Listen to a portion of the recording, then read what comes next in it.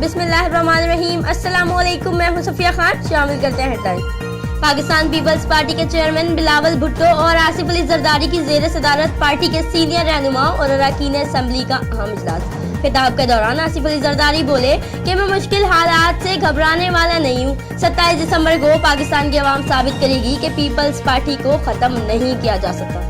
वादा वफा हो गया, डाकुओं से रकम वसूल करके तालीम पर लगाएंगे। मुआशी बहरान ज्यादा देर नहीं रहेगा। इमरान खान का वजीर आजम हाउस नेशनल यूनिवर्सिटी में तकरीब से खिताब। कहा पीएम हाउस को यूनिवर्सिटी बनाने का मकसद किबला दुरुस्त करना है।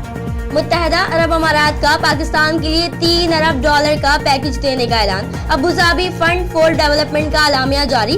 वजीर आजम इमरान खान का इजहार तशक्कुर। ट्विटर पैगाम में कहा आजमाइश की घड़ी में साथ देने पर UAE के शुक्रगुजार हैं।